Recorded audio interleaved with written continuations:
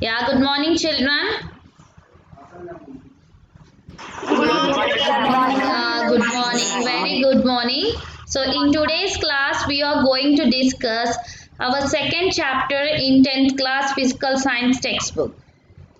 Can you tell me what is the name of the chapter? Chemical equation. Yeah. So, do you know what is an equation? So in our previous revision classes, we had discussed some of the types of equations. So can anybody tell the types of equations which we have studied in our previous class? That video is also there in our YouTube channel. If you have not watched that video, so you can stop here and you can watch that video and then come back. So can anybody tell the four types of chemical equations that we have studied?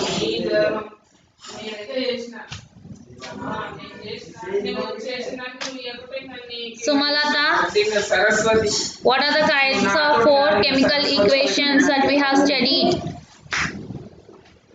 Chemical combination, decomposition reaction, displacement reaction, double displacement. Okay, first one is what? Chemical combination. Second one, chemical decomposition. Third one, chemical displacement. Fourth one, chemical double decomposition. Yeah, double decomposition. So all these equations we have learned. So we have seen what are the components in a equation. So if you see in an equation, reactants will be in the left hand side and the products will be on the right hand side. So in this type of reactions, we can see two type of changes. The first one is the physical change and the second one is the chemical change. Physical change is nothing but physical change means outward appearance. Chemical changes means the components can be digested and the chemicals are formed in the equation. So I will tell you some of the examples of the equations. So you have to tell whether physical change occurred or chemical change occurred. Some of the changes. So tell me whether it is a physical change or chemical change. First one is process of digestion. What is process of digestion? Is it physical change or chemical change?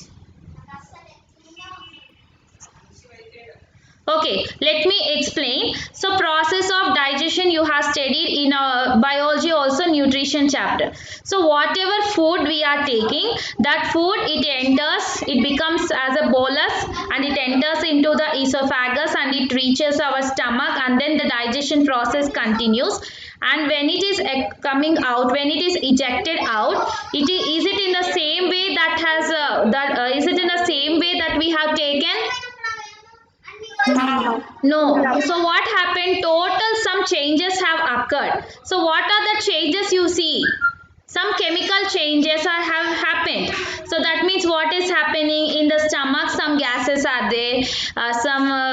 Some juices are released and liver also secreted bile juice. All this digestion has taken place and entire process has been changed. So whatever the starting product is there, end product is different. So such type of changes are called as chemical changes. Physical changes means that we can see outside. For example, you see burning of the crackers. Burning of the crackers, what happens if you light the cracker? What happens? The crackers will illuminate some light. The crackers will produce some light and some sound also will happen. So that is called physical change. And the process of respiration process, what happens? We take in oxygen and we release out CO2. So during this process of respiration, what happens? It is also a kind of chemical change. Next, powdered lime added to water. Powdered lime added to water. What happens? CaO plus H2O. Powdered lime is CaO, calcium oxide plus water gives rise to calcium hydroxide. So next, ripening of the mango. So for ripening of the mango, we add some of the chemicals. So that is also a chemical change. And then exposing iron nails to moisture in air for long period. If we expose the iron nails in the air for long time, what happens? They become rust. So at that time what happens? Physical change happens. So physical changes are what? They are temporary. Physical changes అనేవేంటి? They are temporary. Chemical changes are what? They are permanent. So whatever food we are taken, it is a chemical change, and when it is ejected out, it is in a different form. Can it be reversed? మళ్ళీ మనం eject చేసినది, మనం release చేసినది మనం తీసుకున్న food లాగా చేయగలుగుతామా? No, we can't make. So that is a chemical change. For example, you see iron nails exposed to moisture. So if the iron nail is not exposed to moisture, what happens? Again it becomes a original nail, or else we can make some painting also. So these changes are physical changes and chemical changes. So in all the above process, what happened? The nature of original substance would be changed. So I have told about 6 examples: the process of digestion, burning of crackers, process of respiration, powdered lime added to water, ripening of the mango, okay, exposure of iron nails to moisture in air for longer period. So all these changes, what happens? The nature of the original substance has been changed. Original substance ela undo, it is not like an original substance. The substance has changed. For example, ripening of the mango. Mango ni ripening చేసేటప్పుడు previously how was the mango? It was a raw mango. When we are adding some carbide powder, or if we are closing it and covering it under some chemical, what happened? It becomes a ripened mango. So andra kachiga unnatvanti mango, now it has become a fruit. It has become a ripened fruit. That means some changes we are seeing with our eye. Physical ga manam konni changes చూస్తున్నాం. So that we have seen that the nature of the original substance would be changed. And then process of digestion also. Food whatever we are taking, when it is released out, when it is evacuated, it is coming in a different way. So if new substances are formed with properties completely unlike that of the original substance laga kaakunda completely new types of substance, it is not at all compared with the original substance, entirely different substance is formed. That means it chemical change has taken place. A new substance is formed, a new change has taken place to the reaction, that is called as a chemical change. So some of the examples also we will see about the chemical change. For this we are discussing 3 activities. So in the first activity, what we are taking 1 gram of quicklime or calcium oxide in a beaker. We are taking 1 gram of quicklime or calcium oxide in a beaker, and then we are adding 10 ml of water to it. So take a beaker and add 1 gram of quicklime and add 10 ml of water, and then touch the beaker with your finger. If you touch the bottom of the beaker, what happens? Imagine what happens if you take calcium oxide in a beaker and add 10 ml of water, and if you touch the bottom of the beaker, what happens? We notice that the bottom of the beaker will become hot. Why it is hot? Because some heat energy is released. So we have discussed about exothermic reaction. What is meant by exothermic reaction? In exothermic reaction, what happens? Heat energy is released. So this also can be taken as an example of exothermic reaction. An example of exothermic reaction kinda దీన్ని కూడా తీసుకోవచ్చు. What and all we have taken reactants? What are the reactants? Calcium oxide plus calcium oxide plus water. It gives rise to what? It gives calcium hydroxide. That is different. But when we are taking 1 gram of calcium oxide and adding 10 ml of water in a beaker, if we touch the bottom of the beaker becomes hot. That means when calcium oxide reacts with water, calcium oxide ఎప్పుడైతే వాటర్తో reaction జరిగిందో it releases some heat energy is released. So what happens when it is dissolving in water? Whenever this calcium oxide is dissolving in water, it produces some colorless solution. So our colorless solution, how is that colorless solution? We have to check it by using a litmus paper. So do you know what is a litmus paper? Have you ever seen a litmus paper? Yes, ma'am. Yeah. So what is meant by litmus? The litmus paper is helpful to know it's the liquid is acidic or basic. Yeah. Litmus paper helps us to know whether the solution is acidic or basic. యాసిడా బేసా అనేది తెలుసుకోవడానికి. So ఇప్పుడు we are using a litmus paper. So litmus paper also to find out acidic solution we had to use blue litmus paper. Okay, so I am telling one tip. Okay, acid ఉందనుకో ఏ తర్వాత next వచ్చే letter ఏంటి? So blue litmus ని మనం use చేస్తే ఏమైపోతుంది? It's acid. If we are taking an acid and if we are dipping a blue litmus paper in acid, blue litmus paper turns into red litmus paper. ఇది గుర్తుపెట్టుకోవాలి. Acids change what? Acids change blue litmus paper to red litmus paper. This is a type of trick. Okay, next opposite one enti? Bases change what? Red litmus to blue litmus paper. So now what we got? Calcium hydroxide solution is there. So what happens? See, a red litmus paper turns blue when dipped in the above solution. So what are they telling here? A red litmus paper, it turns into blue. So now red litmus turns into blue. So what is the nature of the solution? Can you tell me the nature of the solution now? It is base. Very good understand. So acid, it is a basic solution. Already I have given a tip. Acids ఏం చేస్తాయి? They change blue litmus paper into red litmus paper. Acidic solution గాన ఉంటే it will change blue litmus paper into red litmus paper. And then here calcium hydroxide is there. Calcium hydroxide is what now?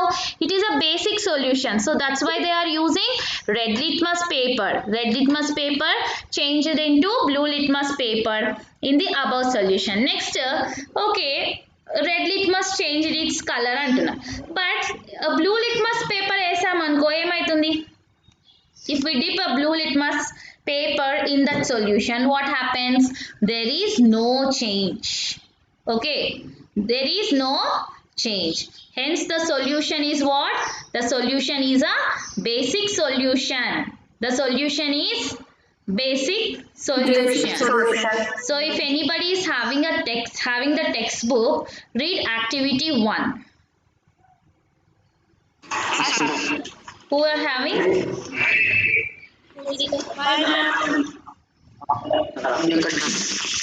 Venkat, do you have? Yes, ma'am. Read.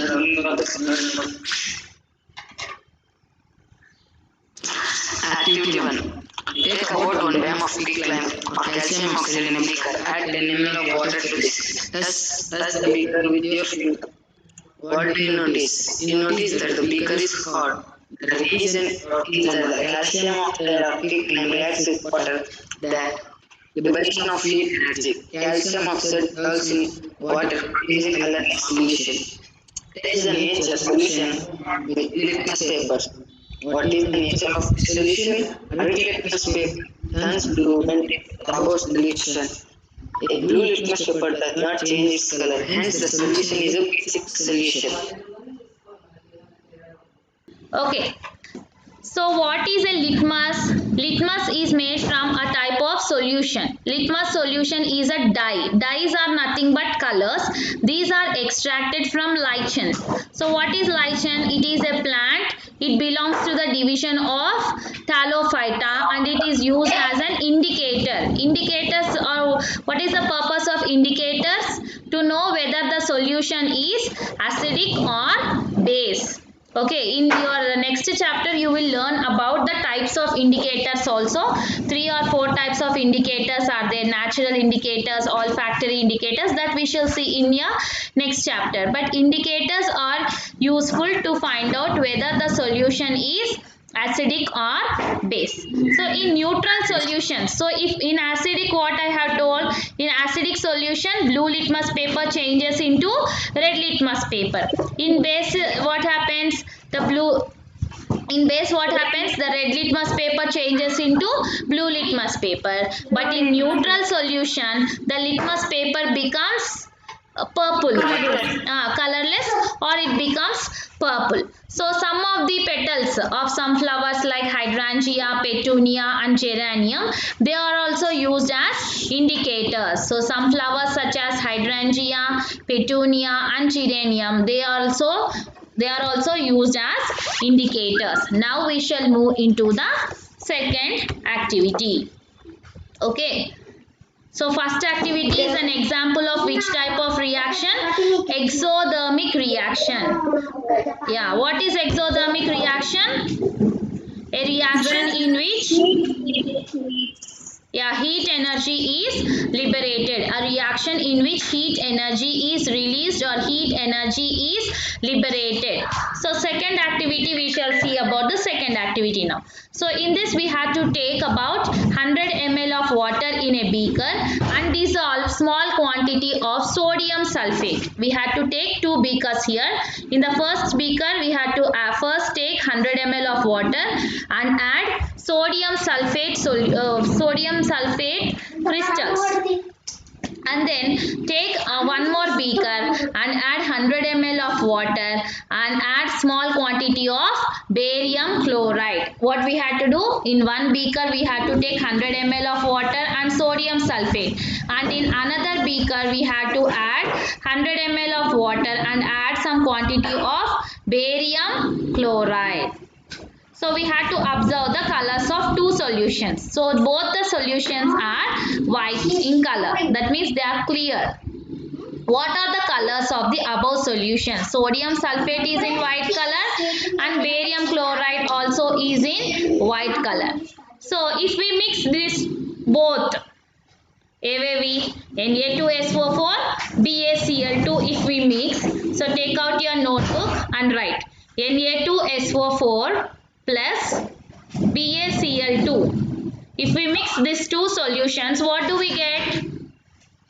Very good. Sodium sulfate plus barium chloride. When these two are reacting together, we get what? Sodium chloride and barium sulfate. So how is this barium sulfate formed? If we mix these two beakers together, we get a solution that is called as the barium sulfate, and it is forming as a precipitate. So what is a precipitate? Have you heard this word precipitate? Have you ever heard what is a precipitate?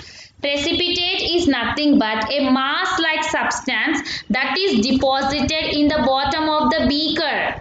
So ball anti mass-like substance that is deposited in the bottom of the beaker. Rendu white colored solutions. If we are mixing these two solutions, some precipitate is formed, and that precipitate is formed in the bottom of the beaker. So that is called as a precipitate. So that is formed, which is formed here? Barium sulfate is formed. If you see in the picture also, you can see in the textbook, barium sulfate, it is formed as a precipitate. Precipitate means it is always in the bottom of the beaker. So in the second activity, you are learning about how the precipitate is formed. Okay. So now let us move to the third activity. So which type of reaction have you seen in the second activity? Displacement. Double displacement. So sodium is reacting with chlorine and barium is reacting with sulfate. So both of them, they are interchanging with each other and they are forming a new product. Okay, so that is the precipitate. Now let us move to the third activity. In the third activity, we had to take a conical flask and we had to add some zinc granules and we had to add some dilute 20 ml of dilute hydrochloric acid to the zinc granules in the flask. So first we had to take a conical flask and we had to add some granules of zinc.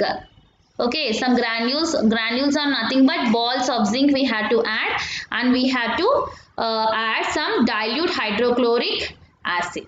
So what happens if we add zinc plus HCl? Already you have learnt in the displacement reaction. Zinc plus HCl gives rise to what? Zinc chloride. Yeah, zinc chloride and hydrogen. Products lo em form ayindi? Zinc chloride plus hydrogen. So what is hydrogen? What is hydrogen? It is a gas. Yeah, hydrogen is a gas. So hydrogen is a gas and zinc chloride is what? It is formed as a precipitate. Precipitate means what? A solid moss-like substance that is formed in the bottom of the beaker. So if you mix this Zn plus HCl, zinc chloride is formed in the bottom of the beaker and H2 is a gas. It is moving upwards. It is moving up. It is moving away from the beak. So what changes do you notice? So how do you know that it is a hydrogen gas? What we will do is we had to take a burning matchstick. Okay, we had to take a burning matchstick and we had to keep that burning matchstick near the mouth of the conical flask. Conical flask paina we had to keep a burning matchstick. So if we keep that burning matchstick, the burning matchstick it puts off with a pop sound. Okay, tap one sound వచ్చేసింది అనుకో, then you can understand that it is a hydrogen gas. You are proving that. Okay, so we are adding Zn granules and we are adding HCl in a conical flask.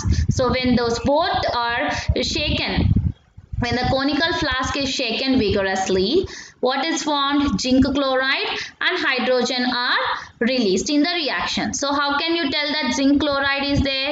It is formed as a precipitate in the bottom of the test tube and hydrogen gas can be collected at the top of the beaker. So to know that the gas is hydrogen, what we are doing, we are taking a burning matchstick and we are putting it near the mouth of the conical flask. Near the mouth of the conical flask, if we put that burning matchstick, it puts off with a pop sound. Some tap sound will come. So then what happens?